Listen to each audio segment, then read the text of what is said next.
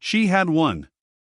It was a mistake of Tremouille and her other ill-wishers to let her hold court those nights.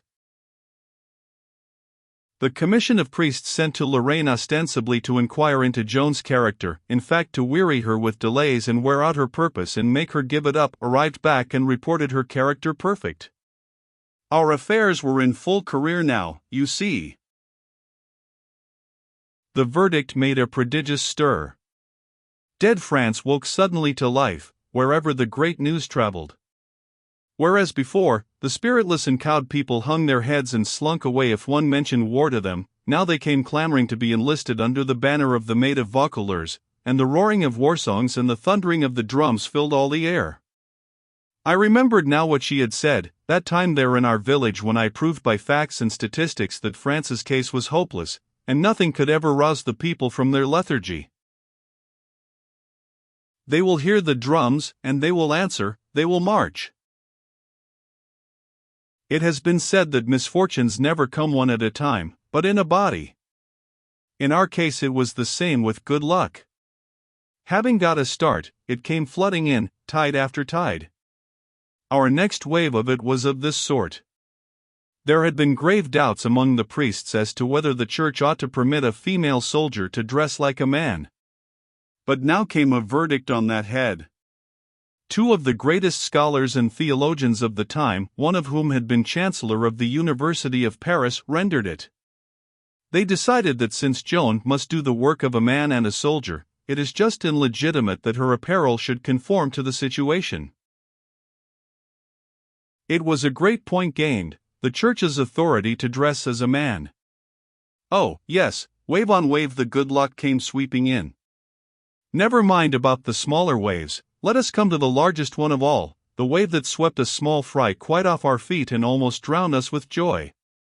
The day of the great verdict, couriers had been dispatched to the king with it, and the next morning bright and early the clear notes of a bugle came floating to us on the crisp air, and we pricked up our ears and began to count them.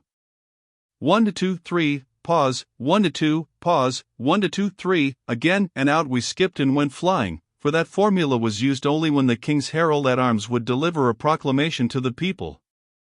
As we hurried along, people came racing out of every street and house and alley, men, women, and children, all flushed, excited, and throwing lacking articles of clothing on as they ran. Still those clear notes pealed out, and still the rush of people increased till the whole town was abroad and streaming along the principal street. At last we reached the square, which was now packed with citizens, and there, high on the pedestal of the great cross, we saw the herald in his brilliant costume, with his servitors about him. The next moment he began his delivery in the powerful voice proper to his office.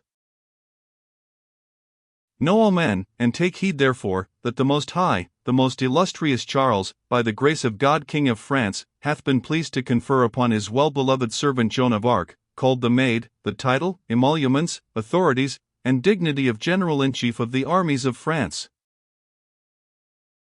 Here 1,000 caps flew in the air, and the multitude burst into a hurricane of cheers that raged and raged till it seemed as if it would never come to an end, but at last it did. Then the herald went on and finished, and hath appointed to be her lieutenant and chief of staff a prince of his royal house, his grace the Duke of Alençon. That was the end, and the hurricane began again, and was split up into innumerable strips by the blowers of it and wafted through all the lanes and streets of the town. General of the armies of France, with a prince of the blood for subordinate. Yesterday she was nothing, today she was this. Yesterday she was not even a sergeant, not even a corporal, not even a private. Today, with one step, she was at the top. Yesterday she was less than nobody to the newest recruit. Today her command was law to La Hire, Saint-Trailles, the bastard of Orleans, and all those others, veterans of old renown, illustrious masters of the trade of war. These were the thoughts I was thinking. I was trying to realize this strange and wonderful thing that had happened, you see.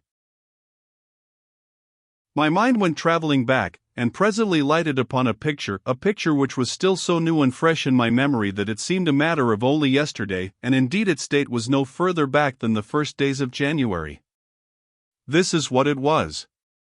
A peasant girl in a far-off village, her 17th year not yet quite completed, and herself and her village as unknown as if they had been on the other side of the globe.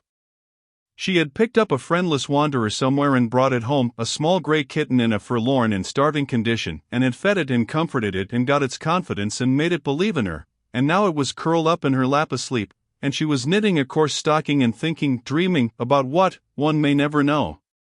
And now, the kitten had hardly had time to become a cat, and yet already the girl is general of the armies of France, with a prince of the blood to give orders to, and out of her village obscurity her name has climbed up like the sun and is visible from all corners of the land. It made me dizzy to think of these things, they were so out of the common order, and seemed so impossible.